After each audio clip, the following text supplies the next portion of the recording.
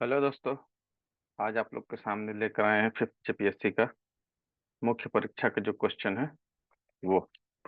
ठीक है, तो आज इसका हम लोग चर्चा करेंगे और साथ ही देखेंगे हम लोग आज हिस्ट्री के कुछ आंसर राइटिंग कैसे करना है उसके बारे में थोड़ा सा बात करेंगे।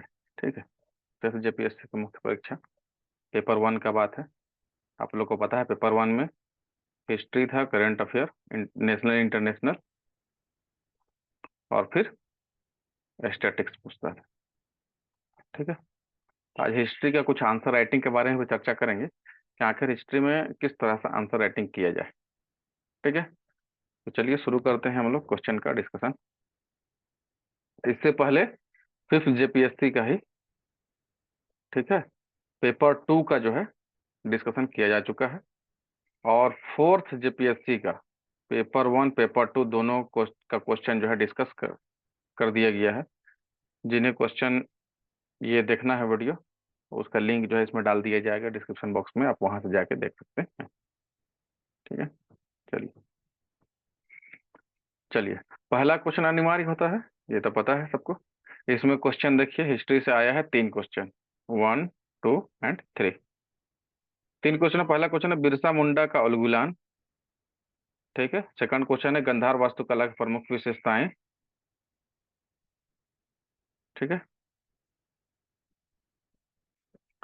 और तीसरा है पूना समझौता एवं दलित प्रश्न, Poona fact and the Dalit question. ये 3 क्वेश्चन हिस्ट्री से है। चौथा क्वेश्चन है उड़ान या फ्लाइट जो है MS-370 उस वक्त न्यूज में रहा होगा, रोबोक्वेन, सोची, द्वितीयक आंकड़ों के प्रयोग में सतर्कता। नेक्स्ट क्वेश्चन है माध्य की सीमाएं, लिमिटेशंस ऑफ मीन, पाई चित्रण का उपयोग, यूजेस ऑफ पाई डायग्राम। ये 3 क्वेश्चन यहाँ पर जो है स्टेट से दे दिया गया है। तो आपको पता है कि इस पहला वाला जो क्वेश्चन है जो 10 मार्क्स का आता है, इसमें जो है स्टेट से भी क्वेश्चन आता है लिखने के लिए। ठीक है, चलिए तो आज हम लोग इन 3 क्वेश्चन के फॉर्मेट का बात करेंगे। पहले रेस्ट ऑफ द क्वेश्चन देख लेते हैं। चलिए सेक्शन ए हिस्ट्री से रिलेटेड होता है खास करके। तो इसमें जो है पहला जो क्वेश्चन है, दूसरा नंबर उसका जो है ना ए और बी के फॉर्म में। तो पहला क्वेश्चन है महिलाओं की क्रांतिकारी राष्ट्रवादी आंदोलनों में सहभागिता किस प्रकार गांधीवादी अहिंसक राष्ट्रवादी आंदोलनों में उनकी सहभागिता से भिन्न थी। मतलब जो महिलाएं सबसे पहले तो राष्ट्रवादी आंदोलन में शामिल रही महिलाएं, है ना, भारतीय राष्ट्रीय आंदोलन में।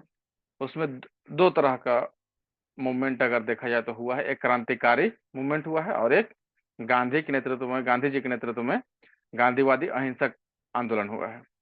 तो इन दोनों में क्या अंतर रहा है महिलाओं की भागीदारी में, ये बताना है कि अगर क्रांतिकारी महिलाएं हैं तो उनका क्या योगदान रहा है और गांधीवादी आंदोलन से जुड़कर महिलाओं ने जो योगदान दिया है वो क्या है, और इन दोनों में डिफरेंसेस क्या नजर आता है। हालांकि दोनों का लक्ष्य क्या था, लक्ष्य तो था स्वतंत्रता या स्वाधीनता, जो भी कही।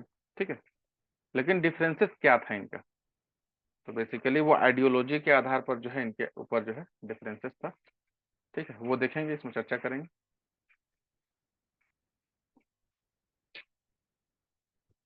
नेक्स्ट क्वेश्चन देखते हैं, रॉलेट एक्ट का भारतीय राष्ट्रीय आंदोलन पर क्या प्रभाव पड़ा।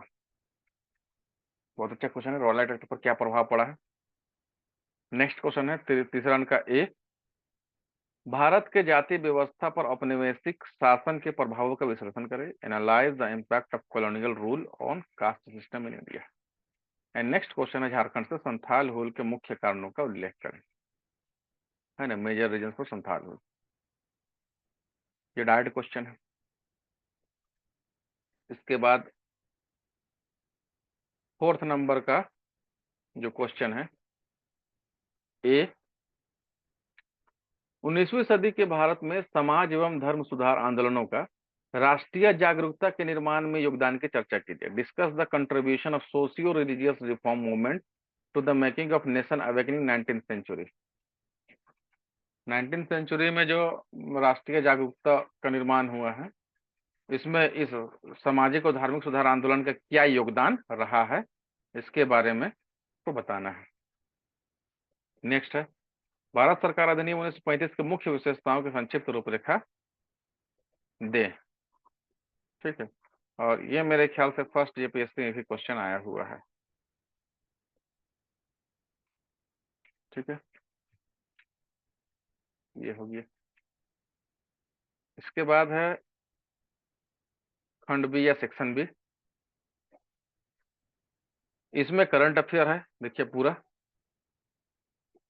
5 का ए में जो है 5th नंबर का ए में क्वेश्चन है, हाल ही में क्रीमिया के रूप में मिल जाने के वैश्विक प्रभावों की चर्चा करें। Discuss the global impact of Crimea's union with Russia recently. अच्छा, ये रूप नहीं, रूस है ना, हाल ही में क्रीमिया के रूस में मिल जाने, सॉरी ये जो है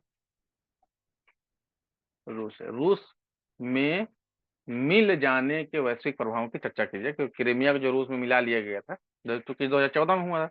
2014 में क्या हुआ था, रसिया जो है अटैक कर दिया था क्रीमिया पर, और उसको अधिग्रहण करके रूस में शामिल कर लिया था। ठीक है, उसका प्रभाव, वैश्विक प्रभाव का बात करना है। अब बी नंबर में जो है व्यक्तित्व के बारे में है, जो चर्चा में थे उनके बारे में बताना है, जैसे सद्य नडेला, चंडी प्रसाद भट्ट, शिवलाल यादव, अब्दुल कादिर मुल्ला, मिचियाकी ताकाहाशी। ये जो है 5 व्यक्तित्व हैं, इनके बारे में बताना है। 6 नंबर का क्वेश्चन है, 6 का ए, हाल ही में बिम्स्टेक सम्मेलन के प्रमुख समझौते को रेखांकित करते हुए दक्षिण एशिया में आतंकवादी घटनाओं तथा सुरक्षा के मद्देनजर इस सम्मेलन के प्रासंगिकता की पड़ताल करें। ठीक है, प्रासंगिकता बताना बिम्स्टेक का, दक्षिण एशिया में खासकर आतंकवादी घटनाओं का उसकी सुरक्षा के मद्देनजर क्या जो है उनका रोल रहा है, उनको बताना है। नेक्स्ट है बी नंबर में, फिर जो स्थान से रिलेटेड क्वेश्चन आया है, जैसे पहला स्थान है भगवानपुरा, दूसरा है सूरज कुंड, तीसरा है नेपेतो, और चौथा है माउंट केलेदू, और 5वां है सोची। और ये मेरे ख्याल से सोची पहले भी आया हुआ सवाल है। तो ये जो 5 सवाल इसमें स्थान से रिलेटेड है। अब नेक्स्ट क्वेश्चन है 7th नंबर का।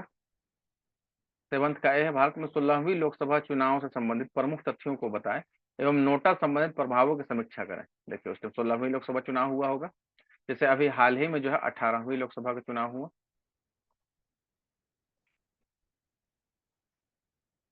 ठीक है, तो इस तरह का जो है पॉलिटिकल क्वेश्चन, जो राष्ट्रीय स्तर का करंट अफेयर है, वो जो है क्वेश्चन पूछता है। ठीक है, इसको हम लोग को ध्यान देना है। ठीक है ना, चलिए अब नेक्स्ट हम लोग देखते हैं यहाँ पर निम्नलिखित पर जो है क्या संक्षिप्त टिप्पणी लिखें। तो पहला है किशन गंगा जल विद्युत परियोजना। किशन गंगा जल विद्युत जो किशन गंगा नदी पर है, कहाँ, मेरे ख्याल से अब होगा लद्दाख में। और राष्ट्रीय खाद्य सुरक्षा कानून है ना, 2013 में जो आया था, उसके बारे में बताना है। वार्षा जलवायु परिवर्तन एक्ट, वार्षा में जो हुआ था फैक्ट, उसके बारे में बताना है। और जो है भारत दक्षिण कोरिया के बीच रक्षा एवं अंतरिक्ष संबंध है ना, जो साउथ कोरिया और भारत के बीच जो रक्षा और अंतरिक्ष क्षेत्र में जो एग्रीमेंट हुआ है, उसके बारे में यहाँ पर बताना है। तो ये हो गया बी सेक्शन। और सेक्शन सी आपको पता है, सेक्शन सी में रहा होगा सांख्यिकी, उसका क्वेश्चन यहाँ पर अवेलेबल नहीं है। ठीक है, तो अब हम लोग जो है चर्चा करेंगे हिस्ट्री का आंसर राइटिंग के बारे में, थोड़ा सा कि हिस्ट्री में कैसे आंसर राइटिंग किया जाए। ठीक है,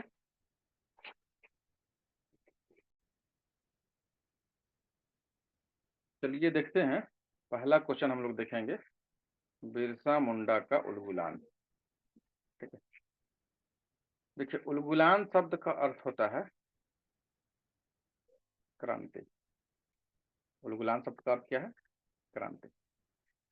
और क्रांति कहते हैं कम समय में ऐसा परिवर्तन जिससे पूरी व्यवस्था ही बदल जाए, या जिसको आमूलचूल परिवर्तन कहते हैं। ठीक है, उसको क्रांति कहते हैं। और ये कम समय के लिए होता है, इसका उद्देश्य भी बहुत जो है बड़ा ने क्षेत्रीय होता है। ठीक है, जबकि आंदोलन जो होगा वह बड़े समय के लिए होता है, बड़े उद्देश्य के लिए होता है और जो है लंबे समय तक चलता है। हालांकि इसको बिरसा मुंडा का आंदोलन भी कहा जाता है। ठीक, तो किसी भी क्रांति, विद्रोह या आंदोलन को जानने के लिए जो हम लोग पीटी में पढ़ते हैं, जिसमें 5 चीज जो हम लोग पढ़ते हैं, ठीक है। तो यह विद्रोह कब हुआ,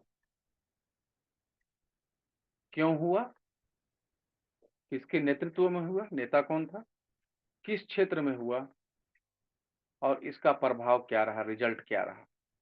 ये 5 चीज हम लोग बेसिकली पीटी के टाइम में पढ़ते हैं।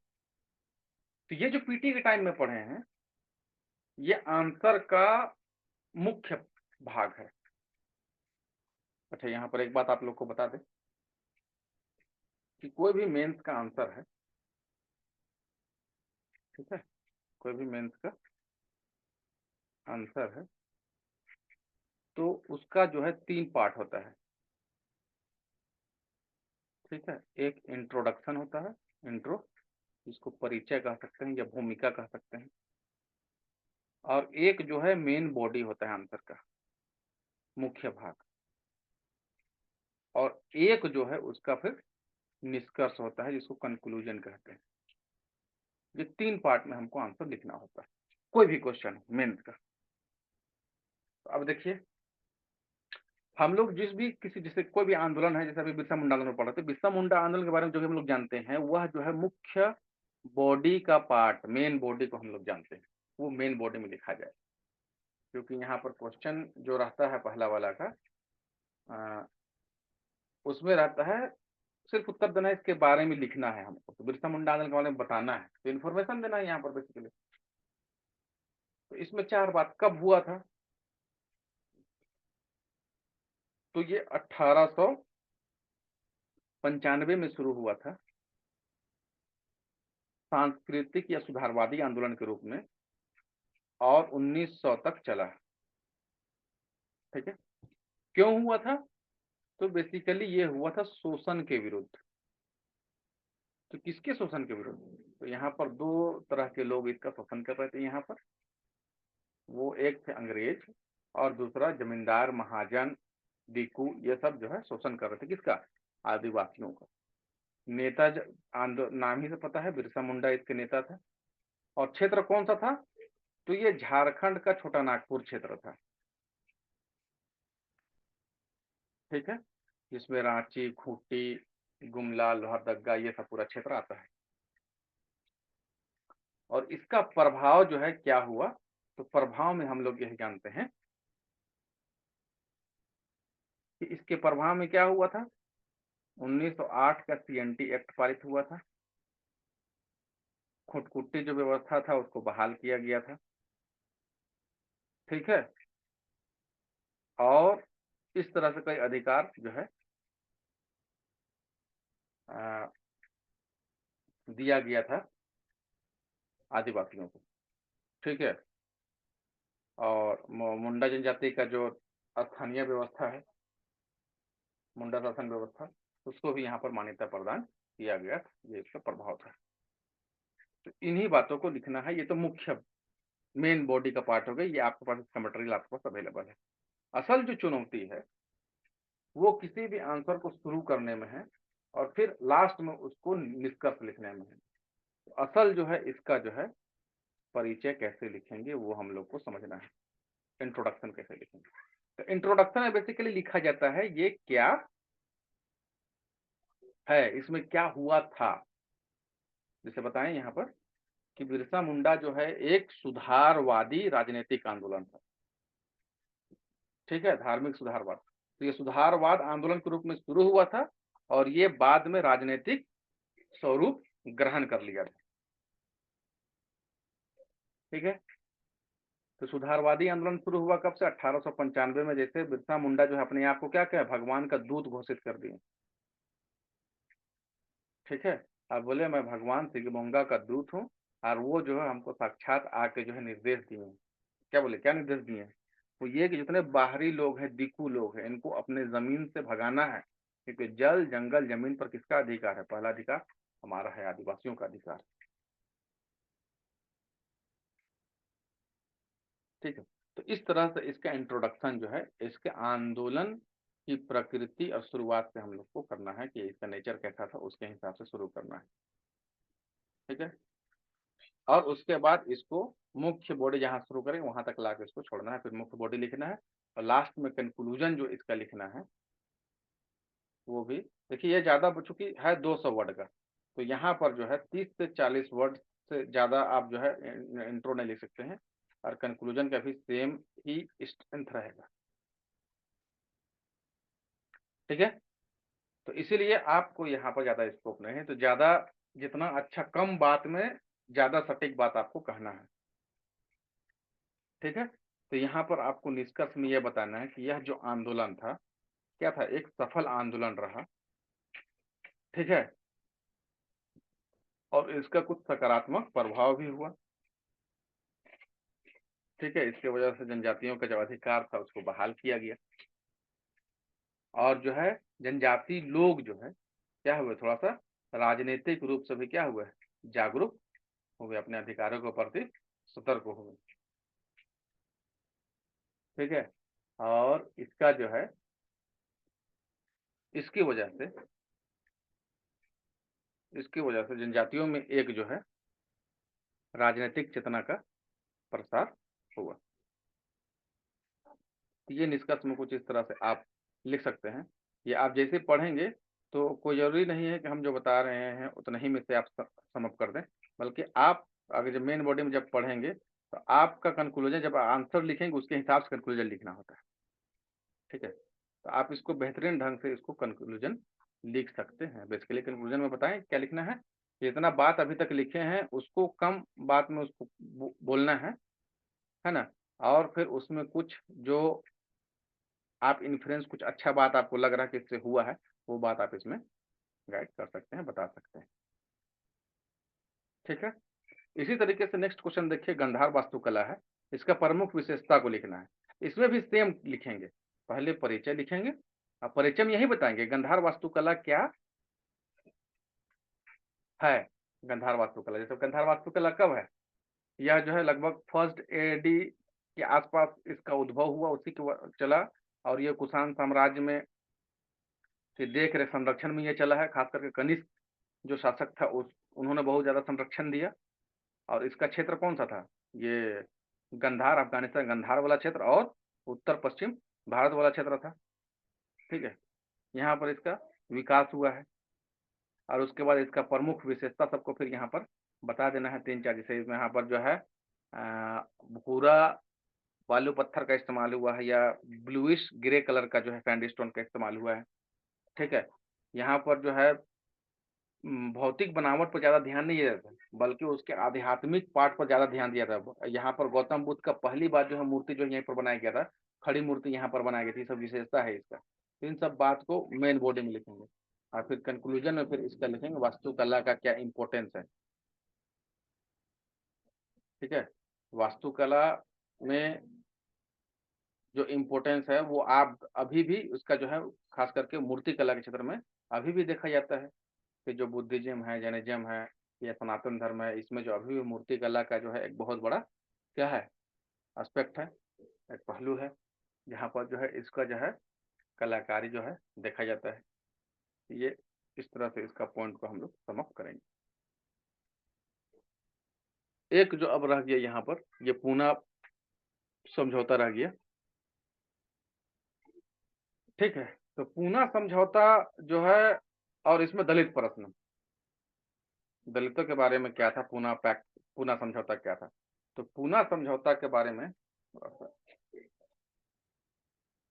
ठीक है, तो पूना समझौता कब हुआ था, 1932 में। ठीक है, 1932 में हुआ, महात्मा गांधी और भीमराव अंबेडकर के बीच में हुआ था ये। ठीक है, तो महात्मा गांधी और भीमराव अंबेडकर बीच में आखिर ऐसा क्या बात हो गया कि पूना पक्ट करना पड़ा।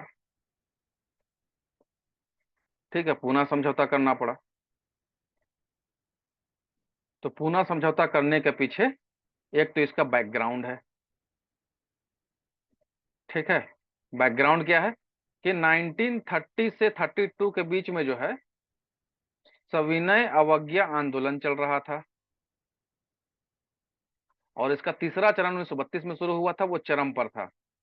और उसी बीच में जो है कम्युनल अवार्ड जारी कर दिया। कौन? इंग्लैंड का जो प्रधानमंत्री था मैकडोनाल्ड। और इसमें क्या कहा गया, इसमें जो है पृथक निर्वाचन का बात किया गया, पृथक निर्वाचन। अब पृथक निर्वाचन में मुसलमान, सिख, ईसाई के साथ साथ दलितों को भी दिया गया।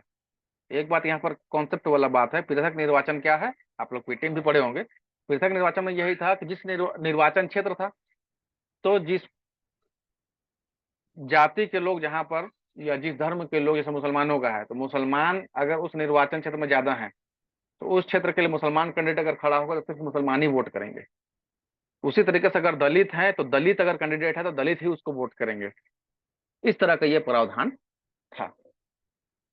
तो एकदम विभाजनकारी था ये। इसके अगेंस्ट में, कम्युनल अवार्ड के अगेंस्ट में, महात्मा गांधी जो है वह उपवास में बैठ गए जेल में, यरवदा जेल में, क्योंकि 1932 में इस वक्त जो है उनको गिरफ्तार कर लिया गया था।